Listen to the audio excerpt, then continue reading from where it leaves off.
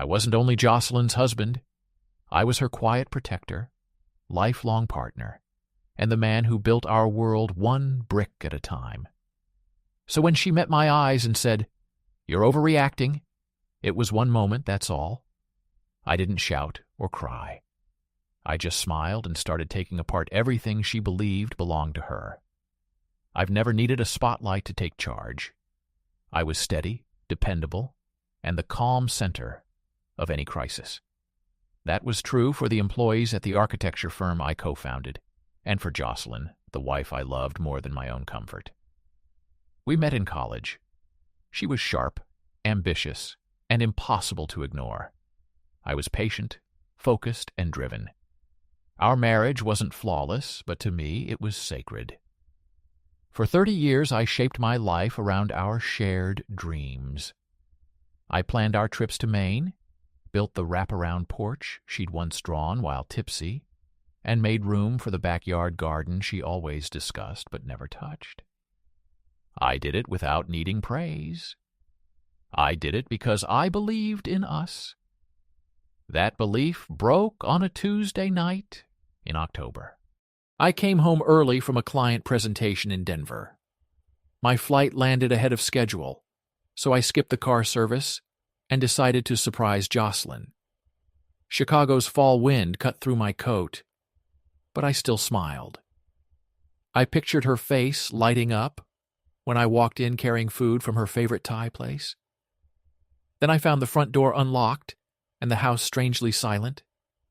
I stepped inside, and my shoes echoed across the floor. A moment later, I heard faint voices, a quiet laugh, and a low male voice that wasn't mine. My heart hammered as I stopped at the bottom of the stairs. Then I moved slowly down the hall toward the sunroom without making a sound. Jocelyn was there in a sweatshirt, leaning over another man. She whispered something, and they both laughed like teenagers. I stayed silent. For 6 full seconds, I watched until she noticed me. She froze, blinked once, and gave a dismissive scoff. "You're home early," she said, tugging the sweatshirt lower, as though that could erase what I'd seen. I said nothing. My jaw tightened, but my hands stayed still. My mind wasn't falling apart. It was already making calculations. She rolled her eyes as if I were the problem. "Come on, Ben. It was nothing. Don't turn it into some enormous deal." That was all she gave me. No guilt, no apology. Just a shrug and a tone that told me I was overreacting. I walked out, not because she'd beaten me, but because I needed quiet to think. I didn't slam the door or call anybody. I drove through the neighborhoods where we'd once searched for a home. I passed the coffee shop where she'd cried after our miscarriage, and the library where I'd once stood in the rain for 2 hours so I could walk her home. One truth kept pounding through my mind. Jocelyn had already let go of me, of us, and of everything I'd believed was sacred. The next morning she behaved as if nothing had happened. She made coffee, asked about my presentation, and talked about the neighbors' Halloween decorations like the previous night had only been an uncomfortable dream. I watched her, and every old lie fit together. The girls' weekends, the long calls from the pantry, the unexplained coldness, the distance hidden behind her polished smile. She'd been pulling away for years while I'd been trying to anchor a ghost. But I wasn't going to scream or beg. I was going to change the ending. That day, I made 3 moves. First, I arranged a meeting with my attorney. Second, I created a secure drive and began recording everything I could find. Bank records, messages, receipts, and the shared devices she'd never disconnected. Third, I called a man I hadn't spoken to in years. His name was Adrian Hollowell, an old friend from my military engineering days, who now worked as a cyber investigator. "I need everything," I told Adrian. "You'll get it," he said. By nightfall, I had a plan. Jocelyn had no clue that the man she'd always considered too gentle had just become the most dangerous opponent she'd ever face. For the next few weeks, she moved through life as if nothing had changed. She kept hosting book club, posting photos of her morning lattes with captions like, "Grateful for slow mornings," and kissing me goodbye with the same careless touch she'd used for years. But I wasn't blind anymore. I watched her now, not with pain but with purpose. It was the same concentration I used when designing earthquake-resistant foundations in dangerous zones. I learned every pattern. She left for Pilates at exactly 9:10 every morning. She bought groceries each Thursday. For secret calls, she always used the same burner number she thought I knew nothing about. She paid cash whenever an expense looked suspicious. Jocelyn was cautious, but not cautious enough. With Adrian's help, I mapped her entire digital trail like a crime scene blueprint. We found hidden messages, hotel receipts, and a private second email created from a variation of her maiden name she hadn't used since college. The man was Caleb Vaughn, a mid-level marketing executive with 2 divorces behind him. He'd even been active on dating apps during the same week Jocelyn claimed she was away at a yoga retreat. I didn't react. I placed every detail inside a folder labeled Deconstruction. Naturally, Jocelyn sensed something had changed. "You're even quieter than normal," she said one morning as she slid into the breakfast nook, her voice almost too smooth. I glanced up from my laptop. "You're not still upset about that night, are you?" she asked casually, as though she were mentioning a scratched car door. "I already told you it meant nothing. It was only a lapse." I held her gaze a second longer than necessary, then smiled. "Of course not. Water under the bridge." Relief crossed her face. What she didn't realize was that I'd already set fire to both ends of the bridge beneath her. My revenge wouldn't be noisy. It would be precise. I began moving assets, quietly transferring separate accounts into trusts under my control. I removed her access to investment funds that had sat untouched for years. I changed passwords and updated the ownership documents for our Michigan cabin, the place she loved telling people she owned with Ben. Then there was the house we'd built together. Legally, it belonged to me. For liability protection, the title had always been held by my company, a detail Jocelyn had never bothered to read. From the outside, I stayed exactly the same. I bought her the soy candle she liked. I joined her for Sunday brunch with our longtime couple friends. I even laughed when she showed me some meme from Pinterest. But each day, I cut another string. Every night, I saved more evidence. Every week, I pulled another thread from the life she believed could never come apart. One afternoon, I visited a small downtown law office I'd quietly retained months earlier.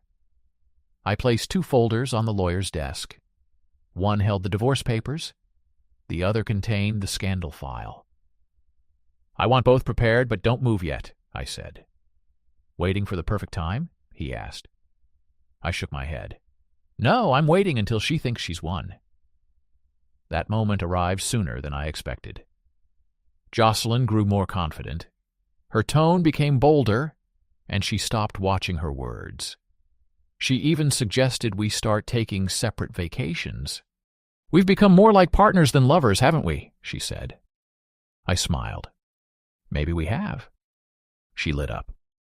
Jocelyn thought she was taking back control. In her version of events, she'd successfully rewritten the story. She was misunderstood.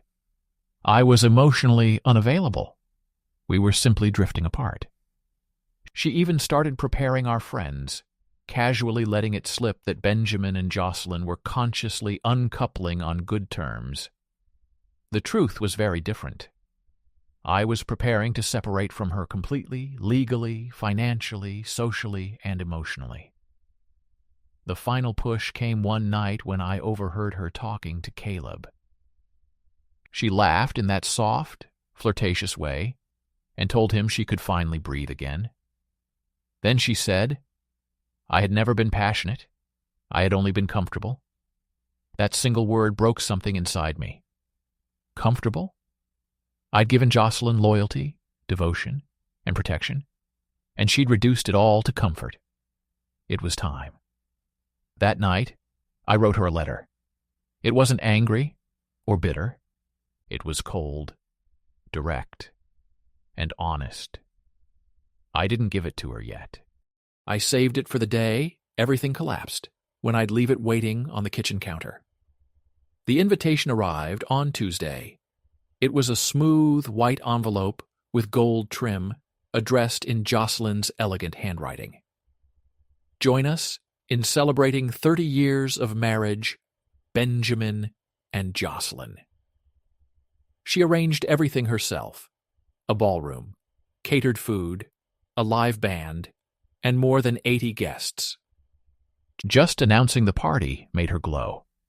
She looked like someone who had won a private war and was finally displaying the prize. I went along with it. I smiled, helped choose the menu, and even recommended a jazz trio for cocktail hour. Behind her back, I sent every final confirmation to my lawyer. This would be Jocelyn's special night. It would also be the night she answered for everything. She spent the week worrying over her dress, speaking with vendors, and telling anyone who listened how thankful she was to have such a forgiving and mature husband. Caleb was already gone. Once she realized I had stopped challenging her, she slowly pushed him aside. In Jocelyn's mind, she'd protected her reputation, saved the marriage, and restored order. Yes, she'd cheated, but she believed it was behind her. She was respectable again.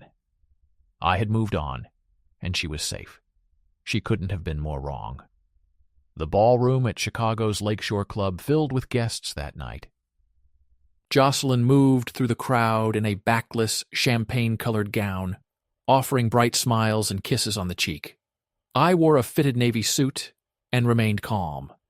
Glasses clinked, Benares flashed. Then the speeches began. Jocelyn took the microphone first. 30 years, she said, with a breathless laugh. It hasn't always been perfect. What marriage is. But love means forgiveness, growth, and choosing each other over and over again. The guests applauded. She turned toward me, and I'm grateful for a man who keeps choosing me every day. I rose slowly and accepted the microphone. I smiled at her, and she smiled back. Then I started. 30 years, I repeated.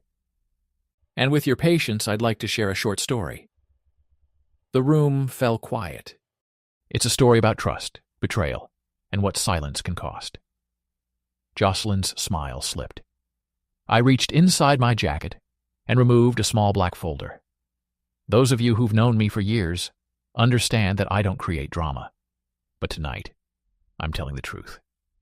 I opened the folder and began reading.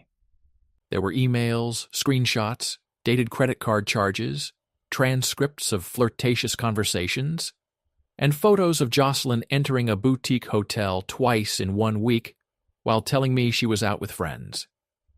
I read each item slowly and clearly. The entire room sat in stunned silence. Jocelyn's face lost all color. Benjamin, stop, I continued. I didn't raise my voice or show anger. I simply presented the facts. Then I paused. You gave me 30 years, Jocelyn. I gave you everything. You called it comfort while you went searching for chaos. I faced our guests. I wanted everyone here to hear the truth. Not because I want sympathy or drama, but because silence protects the wrong person. Then I ended with one sentence. This isn't a celebration of 30 years. It's a goodbye. I placed the microphone on the podium, walked directly past Jocelyn, and left through the ballroom doors. Chaos followed behind me. Jocelyn tried to save herself. She called it a misunderstanding and claimed I'd twisted the truth. But everyone had already seen enough. Friends quietly began leaving. Her best friend Mallory said nothing. Even the photographer packed up early. Back at the house, my plan unfolded exactly as arranged. The locks had been replaced. Her access to every digital account was disabled. The joint accounts were empty because my share had been moved long before. The following morning, a moving company arrived with all of Jocelyn's belongings already packed into boxes. On the kitchen counter, she found my letter. Jocelyn, we built this life together brick by brick. Then, behind closed doors, you slowly destroyed its foundation. This isn't revenge, it's closure. I gave you 30 years. Now I'm giving myself whatever time I have left. Benjamin. Jocelyn was officially removed from every part of my life. Her name came off the business records, property deeds, and vacation homes. There was no prenuptial agreement to protect her, and my legal team had secured every detail she'd never bothered to notice. Her attorney called it a surgical execution. Within 48 hours, Jocelyn had lost the house, the business, and nearly her entire social circle. But her collapse wasn't only financial. It went deeper. When I exposed her, I didn't shout or attack her. I simply held up the truth until even she couldn't recognize the woman reflected back at her. Jocelyn didn't cry that first night. She sat staring at the city skyline from a third-floor sublet she'd never imagined calling home. The mattress sagged, the heat barely worked, and her phone kept buzzing for all the wrong reasons. Her book club removed her from its WhatsApp group. Her name quietly vanished from the school alumni board. Even the stylist she'd used for 10 years suddenly had no appointments available. Social reputation could be quiet, but it was merciless. Nobody said it openly, yet everyone understood. Jocelyn wasn't an innocent wife caught in a painful marriage. She was the woman who betrayed a loyal husband and expected praise for keeping the marriage alive afterward. Now, no one wanted to forgive her. A week after the anniversary party, she opened my letter again and read it carefully. One line stayed with her. You chipped away at its foundation. She understood the meaning. She had married an architect, a man who knew how to build things meant to last. In the end, she was the one who destroyed our life, one secret at a time. What hurt her most was that I never screamed or dragged her name through the mud. I simply walked away and left her standing in the ruins she'd created. Meanwhile, I began rebuilding myself. I didn't rush toward another woman or parade my revenge in public. I returned to my life with purpose. I started waking before sunrise and running along Lakeshore Drive. I joined a veteran-led mentorship program for at-risk kids. I reconnected with my brother in Washington and planned an Oregon road trip with Natalie. On the night of the party, Natalie had texted me, "I've never been prouder of you." Mom sent another message. "I don't even know who Jocelyn is anymore," I replied. "She's someone I once loved and someone I finally released." I healed slowly, but I never pretended the grief wasn't there. Some nights, habit made me reach toward her empty side of the bed. Certain songs still reminded me of the nights we danced in the kitchen. Part of me would always remember the woman Jocelyn used to be. But that was all she was now, a memory, a museum piece displayed in a room where I no longer lived. Jocelyn, however, kept falling apart. She tried contacting me through emails, voicemails, and one long handwritten letter that carried the faint smell of her favorite vanilla perfume. She wrote, "I don't know why I did it. Maybe I felt invisible. Maybe I mistook boredom for neglect. But I never stopped loving you."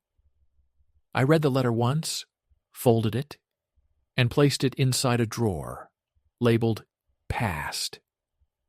I didn't need to answer. The life Jocelyn had created for herself was already my response. Caleb was gone too. He ghosted Jocelyn the week after the party.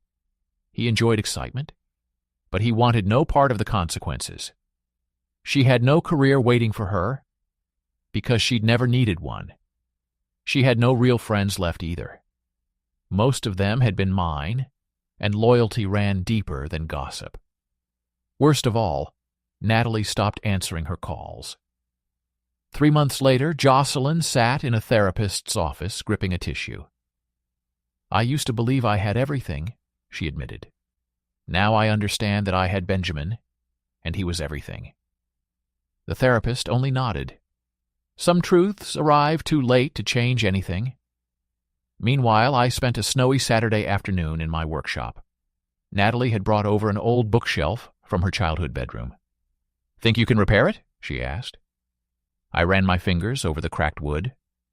"I don't repair things. I rebuild them." She smiled. "That's what you did with your life." That evening, I sat beside the fire with coffee and a worn copy of East of Eden, a book Jocelyn had once given me. I thought about her without hatred or longing. All I felt was acceptance. I had loved Jocelyn. She betrayed me, and I gave her the fullest answer a man like me could offer, a life that no longer included me. Winter slowly gave way to spring. By then, most of Chicago had forgotten Jocelyn Prescott's elegant public collapse. New scandals replaced old ones, and people found other stories to discuss over cocktails. But those who had known us for decades still remembered. They didn't remember only how our marriage ended. They remembered the way I ended it. There were no scenes or wild revenge. I simply walked away with my dignity and took away the power Jocelyn thought she still held over me. She moved again, this time into a one-bedroom apartment in a dull beige complex near the interstate. Once a week, she volunteered at a nonprofit, mostly to keep herself distracted.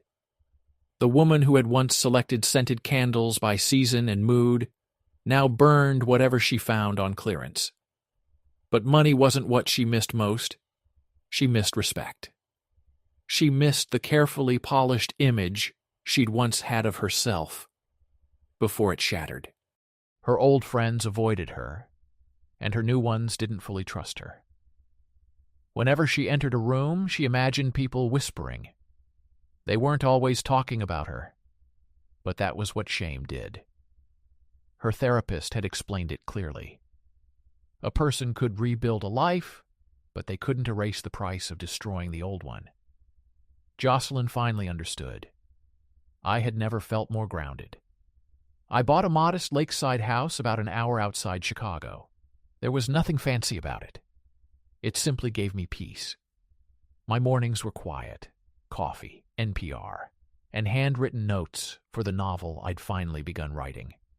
It was something I'd always wanted to do but never had the time or freedom to pursue. In the afternoons, I taught young men at the youth center how to work with tools.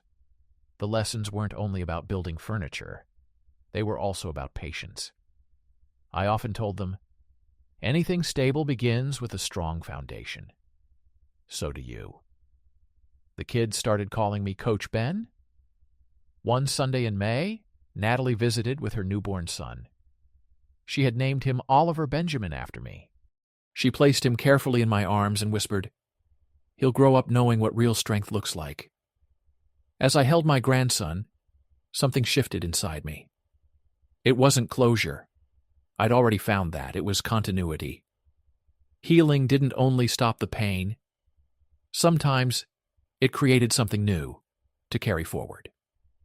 Then one final reminder arrived. It came in a pale lavender envelope. There was no perfume this time, only 5 short lines. "Benjamin, I saw the picture of Natalie and your grandson. He looks like you. I hope he becomes everything you are. Jay." There was no return address and no request for forgiveness, only acknowledgement. That was enough. I read the letter once, then dropped it into the fire. Some stories don't deserve to be preserved. They need to be released. That night, I stood at the edge of the lake. The wind was soft, and the trees were still. For the first time in 30 years, my soul was completely quiet.